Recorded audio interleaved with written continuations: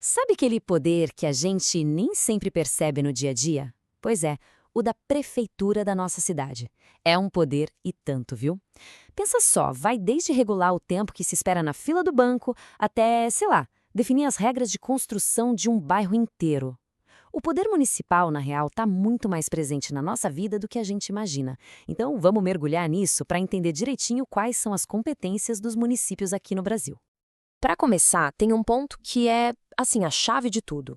Aqui no Brasil, os municípios não são só, tipo, umas divisões no mapa, sabe? Eles têm uma coisa chamada autonomia. E o que é isso? Bom, significa que eles têm a capacidade de se organizar, de se governar e de se administrar sozinhos. É a própria Constituição que garante isso. E ela coloca os municípios, olha só, no mesmo patamar da União e dos estados. Todos são peças fundamentais da nossa federação. Ok, para a gente entender bem esse tema, a gente vai passar por alguns pontos. Primeiro, a organização do Brasil, que é bem única. Depois, o princípio que divide os poderes. Aí a gente vê as competências na prática. E, por fim, como é que tudo isso impacta o nosso dia a dia. Então vamos lá, começando pela primeira parte, como é que o Brasil se organiza de um jeito tão particular? Olha, a maioria das federações por aí no mundo se divide em dois níveis, né? O nacional e o regional, que seriam os estados. Só que o Brasil, bom, o Brasil foi lá e inovou. Desde a Constituição de 88, a gente passou a ter o que se chama de federação de terceiro grau. Ou seja, a gente incluiu os municípios nessa jogada, dando poder próprio para eles também. E o ponto aqui, que é fundamental mesmo, é que não existe hierarquia. É isso mesmo. União, estados e municípios são todos autônomos. Um não manda no outro, não está subordinado. Cada um atua dentro da sua própria área, da sua esfera de competência, que está toda desenhadinha lá na Constituição.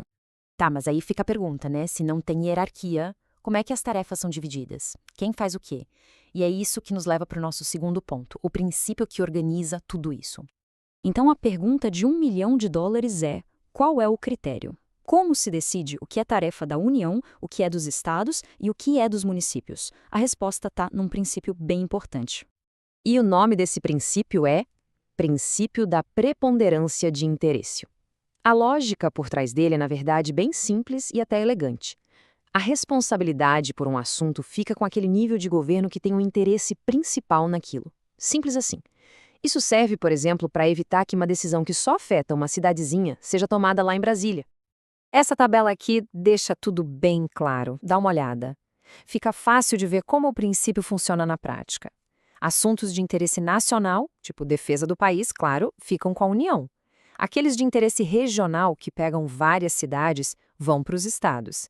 E, finalmente, o que é de interesse local, do dia a dia da cidade, isso fica com os municípios. Beleza. Agora que a gente já entendeu a lógica da coisa, vamos para o coração da nossa conversa de hoje. Os poderes específicos dos municípios. O que eles podem de fato fazer. Está tudo lá detalhadinho no artigo 30 da nossa Constituição. E o poder número 1, talvez o mais importante de todos, é este: legislar sobre assuntos de interesse local. Parece simples, mas essa é uma competência gigante, super ampla. É isso que dá às câmaras de vereadores o poder de criar leis sobre, nossa, uma infinidade de temas que afetam diretamente a vida da comunidade. E para isso não ficar só na teoria, no papo abstrato, olha só esse exemplo bem concreto que já foi até validado pelo STF, o Supremo. Sabe o tempo que a gente pede na fila do banco? Pois é, isso foi considerado um assunto de interesse local. Ou seja, o município pode, sim, criar uma lei definindo um tempo máximo de espera. Olha aí o poder prático dessa competência no nosso dia a dia. Ok, vamos para o segundo grande poder legislativo dos municípios, o de suplementar. O que é isso? Significa que eles não só criam as próprias leis do zero, mas também podem, digamos, complementar as leis que vêm de cima, as federais e as estaduais. Mas o que exatamente quer dizer suplementar? Pensa assim, é como pegar uma receita de bolo geral e adicionar um ingrediente local. O município detalha, adapta aquela regra geral para a realidade da cidade. O ponto-chave é, não pode contrariar a lei maior, a federal ou a estadual. Mas pode sim preencher umas lacunas, criar umas regras a mais para fazer a lei funcionar melhor ali, naquele território específico. Chega de teoria, né? Vamos para o que interessa. Como é que essas competências aparecem na prática? Nos serviços e regras que a gente encontra por aí todo santo dia. Então, na prática, é a prefeitura que organiza o transporte coletivo que a gente usa. É ela que define o zoneamento da cidade, ou seja, onde pode ter comércio, onde pode ter indústria, onde é só para residência. Sabe, também é a prefeitura que cuida da educação infantil e do ensino fundamental, das creches de escolas. E, claro, presta os serviços básicos de saúde, o postinho do bairro. Tudo isso é competência direta do município. Bom, vendo tudo isso, uma dúvida pode surgir e é bem natural. Esse poder todo é ilimitado? A prefeitura pode fazer o que quiser? E a resposta, como quase sempre no direito, é um sonoro não. Claro que não. Existem limites, e limites bem importantes na Constituição. E essa comparação aqui deixa a diferença bem nítida. De um lado, uma lei sobre fila de banco, interesse local, válido, tudo certo. Do outro lado, imagina uma lei que proíbe abrir uma farmácia nova perto de outra que já existe. Isso, por exemplo, o STF já disse que não pode. É inconstitucional. Por quê? Porque fere um princípio maior, o da livre concorrência, que vale para o Brasil inteiro.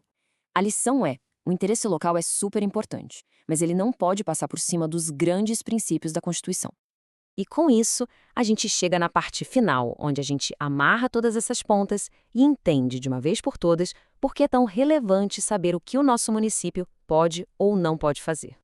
A verdade é uma só. As decisões que são tomadas lá na prefeitura e na Câmara de Vereadores moldam completamente a vida na cidade. A qualidade do ônibus que se pega, as regras para construir uma casa, se tem creche para o pessoal ou não, a conservação das praças do bairro, absolutamente tudo isso passa pelo poder municipal.